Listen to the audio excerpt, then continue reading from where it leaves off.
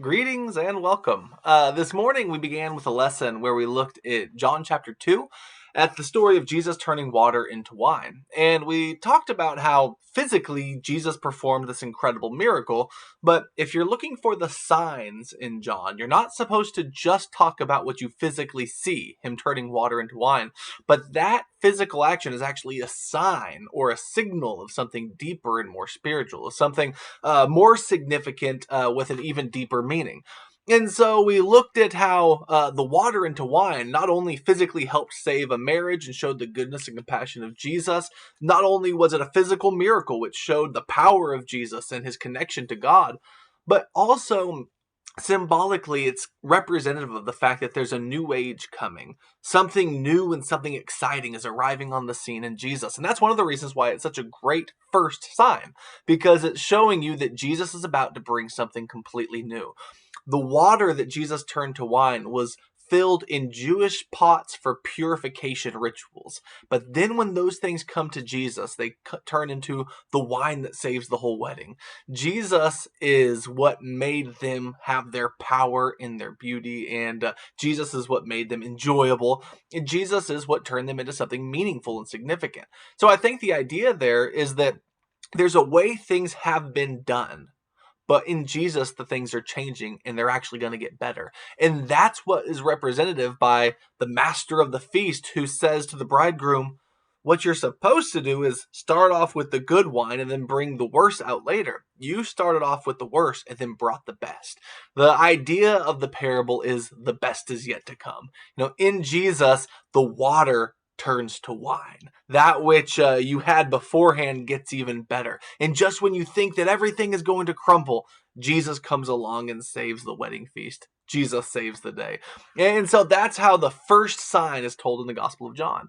But what I thought we could do tonight is look at some other connections that Jesus has to wine in the New Testament, and particularly in the Gospels.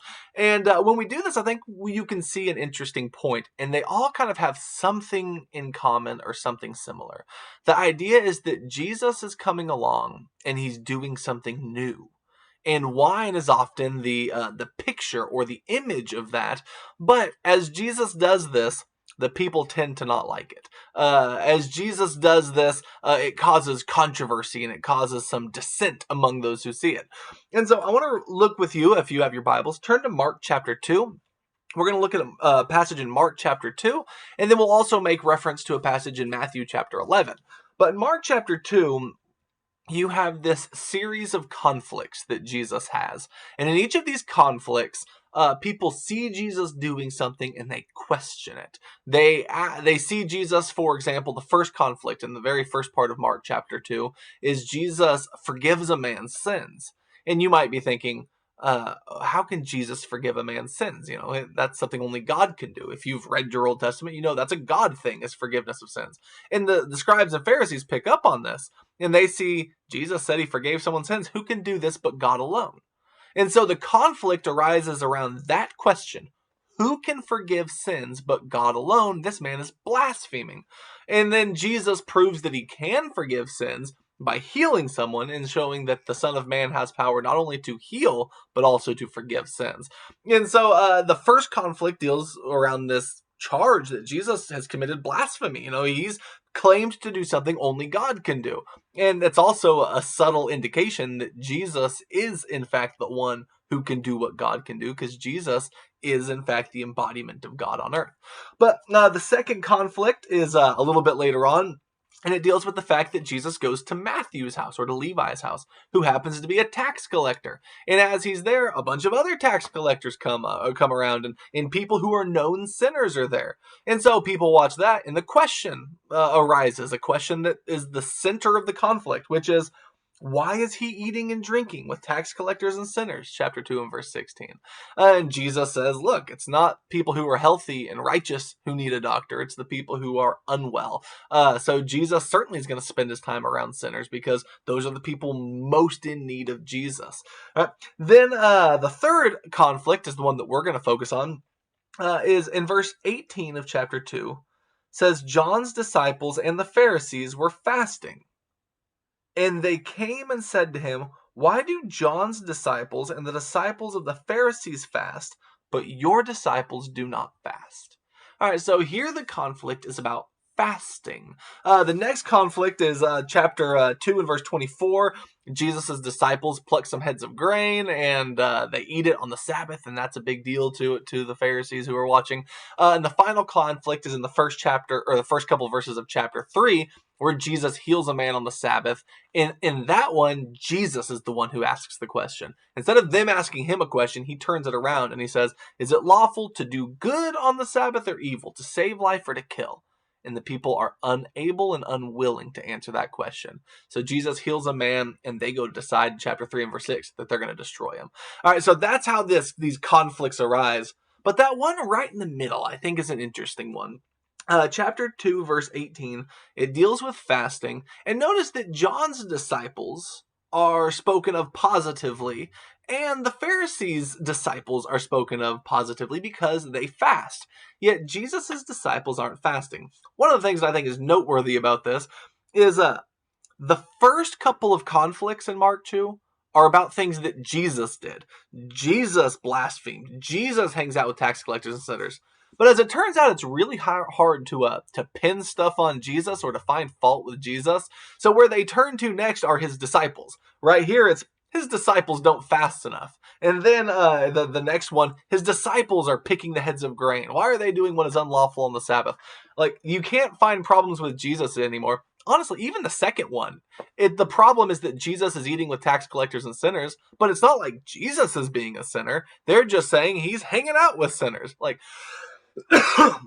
each of these conflicts is about something that the people around Jesus are doing, but man, it's hard to find something wrong Jesus does. The only thing they can come up with is he forgave sins. And that actually is a problem unless Jesus is God, and they don't seem to get that point. But right here, the conflict is Jesus' disciples. They're not necessarily doing something bad, but they're not doing something good. They are not fasting. In the next one, chapter 2 and verse 24, it's that they did something bad. It's that they broke the Sabbath. But this time, it's that they refused to do something good, which is fast. All right, so I think that leads to a lot of interesting discussion, and I think that there is some important points we can learn from that. But Jesus' answer is a really good one. Verse 19 and 20 is how Jesus gives his explanation of why they're not fasting. Because it is something that's curious. You know, Jesus fasts. The disciples of the Pharisees fast. The disciples of John fast. Fasting isn't something that was commanded in the Old Testament. It's not like fasting some Old Testament thing, and Jesus is against it. I think the Yom Kippur, the Day of Atonement, was probably a fast day, and that's the only one that I know of in the Old Testament. But you do see a lot of people who do fast. Daniel fasts. You see Moses fast. You see Elijah fasts. You even see pagan people, like the people of Nineveh, proclaim a fast in a time of repentance.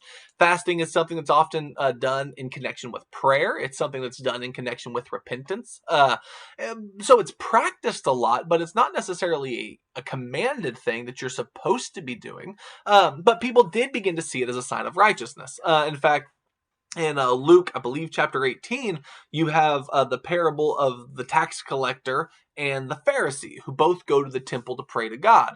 And the Pharisee, in his prayer, basically lists all the things that are great about himself. You know, he's very self-righteous in the things that he says.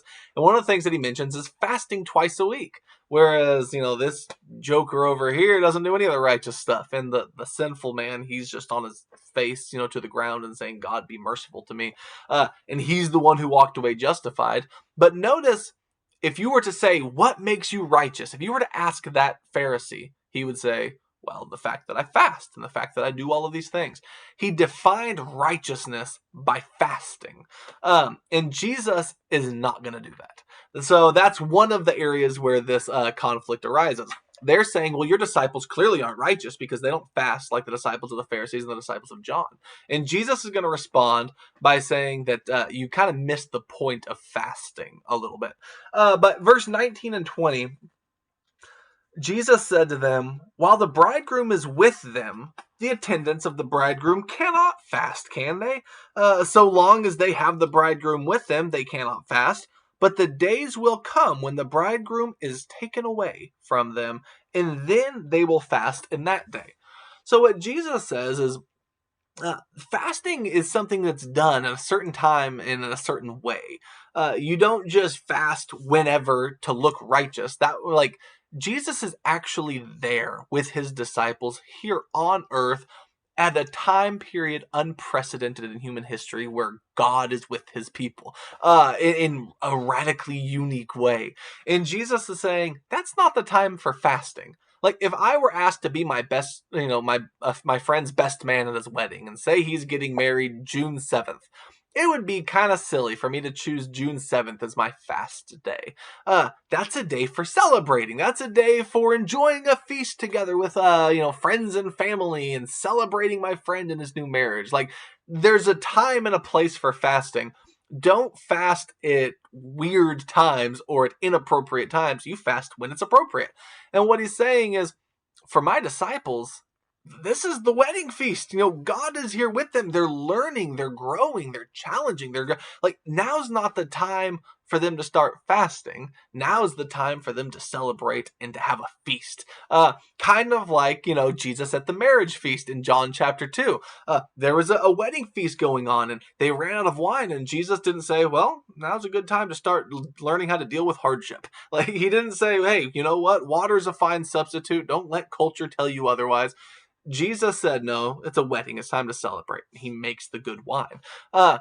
Jesus in his ministry is saying now's not the time for fasting. But the day will come, by the way, when the bridegroom will be taken away from them, and then they will fast. And that's a fascinating statement because it seems to imply that Jesus thinks his disciples will fast. The time is coming when they will become people who fast, and that's after he is taken away from them. And so one of the things I think we can learn from this is that fasting isn't something that makes you righteous, that you have to do, or else God is displeased with you. But it is something that Jesus expects of his disciples. And it is something that there's benefit in doing. As a matter of fact, Jesus actually gives instruction on how to fast in Matthew chapter 6 in the Sermon on the Mount. And he says that there is reward with your Father in heaven when you do that. If you fast to be seen of men, then there isn't reward with God. But if you fast in secret, then God will reward you in secret. And so the idea of fasting isn't that it's a bad thing to do or we shouldn't do it. No, we should do it. And Jesus says his disciples will do it. And he tells them how to do it. And he says in that day they will fast. But there is a time for it and there's a place for it. And for his disciples during his earthly ministry was not the time nor the place. But think about that. I wonder if it was the time and the place. How would the Pharisees have responded to it? Because this is where I think we're going to bring up the second passage that I want to talk about, which is in Matthew chapter 11. I just want to bring it up briefly. But I'm betting that this conflict right here wouldn't have gone away had Jesus and his disciples been fasting. They would have found something else to complain about, because that's what they did. It seemed like with Jesus, no matter what he did, he couldn't win with them. If he didn't fast, then they would say he doesn't care about righteousness. But if he did fast, they think, he's crazy. He fasts too much. He doesn't understand things. The reason I say that, if you look at Matthew chapter 11, there's a lot of confusion about what Jesus is doing in his ministry. Like, sometimes very good and honest people were confused by it, as well as people who seemed a little bit more dishonest or skeptical, or people who were going to accuse him no matter what. It seemed like everyone was kind of confused about what Jesus was doing. His disciples were confused about what he was doing. When he started talking about the fact that he was going to be killed and raised from the dead, Peter rebukes him. Like, they don't know what he's doing, and they're sometimes afraid even to ask him because he has some sort of plans that no one's getting. So the disciples sometimes don't understand. The Pharisees clearly don't understand. I think Satan doesn't even understand.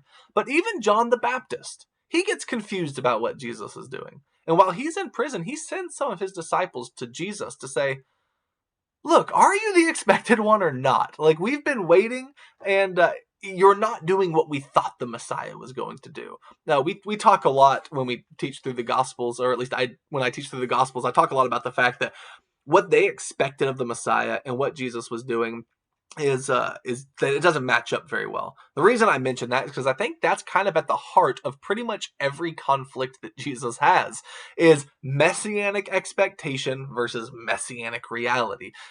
Jesus is the Messiah, and they expected the Messiah to beat up the Romans or to become a king like David. I mean, that's what the words meant. Like, the word Messiah is used in the Old Testament. It's not some word that only applies to Jesus, or the word Christ, which is the Greek translation of the word Messiah.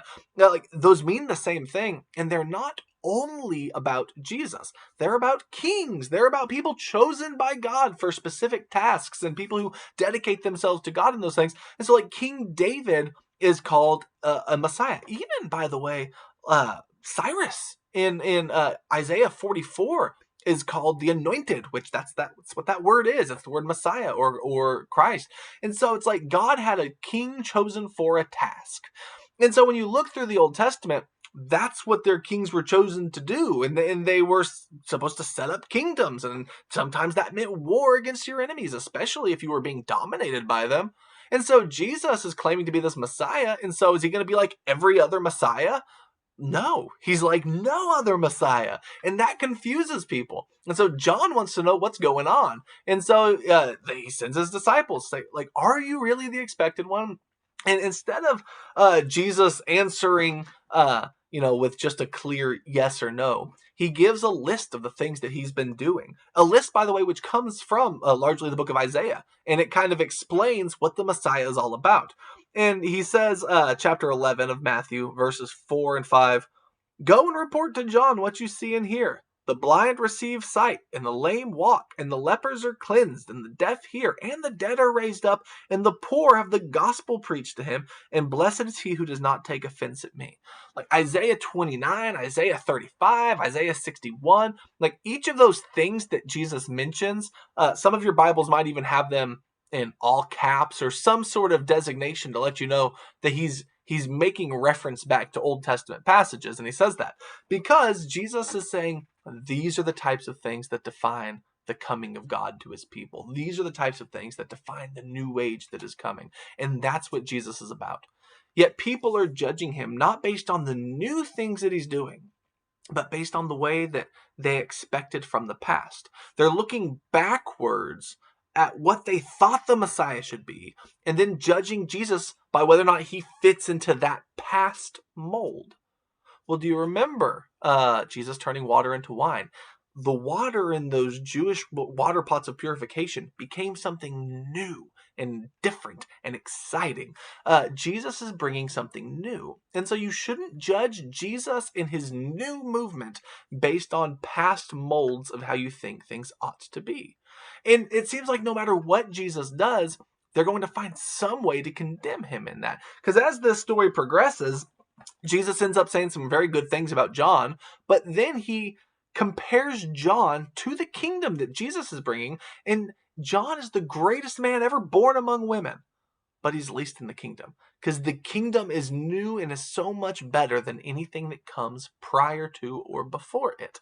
And so, with that in mind, Jesus begins to speak to the people of his day, saying basically, no matter what we do, you find fault. Verse 16. He says, "But what shall I compare this generation? It is like children sitting in the marketplace who call out to children and say, 'We played the flute for you, but you did not dance. We sang a dirge, but you did not mourn.'" All right, so you start playing the flute, and instead of dancing, the people start, no, they're grumbling. It's like, oh, okay, well, then I'll play a dirge. You play the dirge, you're like, no, no, no, we should be happy. It's like, no matter what I do for you, you find a way to reject it or to deny it or to attack it. Literally, they do that with John and with Jesus because they both come doing different things. And this is how it connects to the passage we were just talking about the fasting. Because remember, John fasts and his disciples fast, but Jesus' disciples aren't fasting. And so you look at verse 18. It says, "For John came neither eating nor drinking, and they say, 'He has a demon.'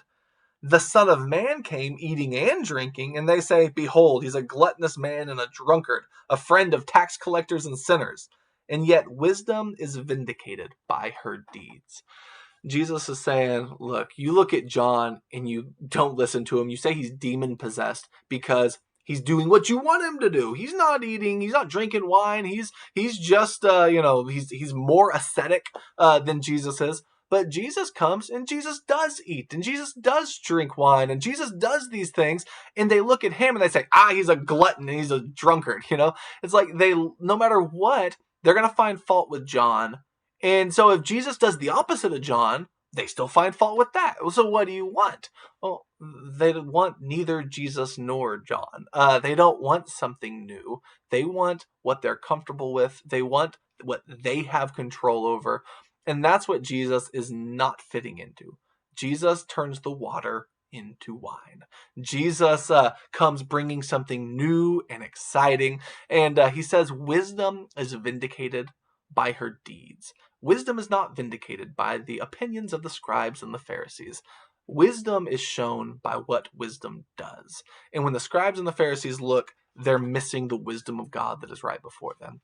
All right, so going back to Mark chapter 2 as we draw this to a close, the key idea here that we're kind of talking about, I think you see it in him turning water into wine. You see it in him being judged by the Pharisees based on whether or not he's eating or drinking. They call him a drunkard and a winebibber, but they also condemn John because he doesn't eat and drink. They say he has a demon. It's like they're looking at Jesus, they're looking at this new movement that's taking place, and they're comparing it to the past mold of the way things have been and the way they think things ought to be, and they're unwilling to accept that something brand new is breaking in right in front of them.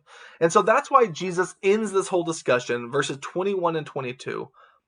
He says, Mark chapter 2, verse 21, "No one sews a patch of unshrunk cloth on an old garment. Otherwise, the patch will pull away from it and the new from the old, and a worse tear results." Okay, so imagine you have this pair of clothes that have been washed like 100 times, and they've already shrunk down. This is the size they're going to be, right? But it gets a hole in it, and so you want to patch that hole. Well, say you patch that hole with a new piece of cloth that has never been washed, and so it's never shrunk. What happens the first time you go to wash it? Well, the cloth, the clothes, it's going to stay the same size, but that new section, it's going to shrink. And when it shrinks, it's going to rip the sewing and it's going to make a hole even bigger. So that's why if you're going to sew a patch on an old piece of clothes, use an old patch. Use a patch that has already shrunk. That way it's not going to rip it anymore. He says what you're doing is you're taking something new that's happening and you're trying to form it, connect it, sew it to the old, and you're trying to judge it by the old, and that's just not going to work. It's going to mess up both things. You have to get on board with what Jesus is bringing. Verse 22, he gives a second illustration, and again, it's a wine illustration. So, water into wine. They accuse Jesus of being a wine bibber or a drunkard, and here Jesus uses new wine as an illustration of his ministry and of what he's doing. Verse 22, he says, "No one puts new wine into old wineskin. Otherwise, the wine will burst the skins, and the wine is lost in the skins as well. But one puts new wine into fresh wineskins." All right, so wineskin, basically a sack of leather that you hold wine in. And as the wine ferments, it actually expands, and the leather expands, right? But once it's expanded as far as it's going to go, you don't want to put new wine in there because then it'll burst it as it ferments and grows. And so what you do is you put fresh wine in a fresh wineskin and old wine in an old wineskin. And that way nothing is damaged. Jesus is saying his ministry is like new wine. You don't want to put new wine in bind it and hold it captive in something old. You have to let it be free. You have to expect something new. So put it in a new wineskin. Have a new way of thinking. Change your ideas about what Jesus is going to be and what he's going to bring. Jesus is bringing something new. And one of the illustrations you see of that in a couple of places is it's like new wine in a new wineskin, or new wine at a wedding where the best wine is saved for the end. I mentioned this morning that wine is often a picture of blessing for God's people. It was for the promised land and it was for the new messianic age. And Jesus links himself and his ministry to new times of new wine. And in that, I think you learn something very important about Jesus. If you're going to get on board with Jesus, one of the first things you'll have to do is give up on the control you've had for the way you've previously been living. You can't define Jesus by your past or by the way things have been or by the way you want things to be. Jesus is coming and bringing something new. And I think that's still true today for each one of us in our lives. We can't define Jesus by our past. We have to get on board with his new and exciting future. I hope you're willing to do that. And it makes me curious and excited what a future with Jesus will hold in our life, for our church, and for this world itself. I love you, and may the love of God be with you.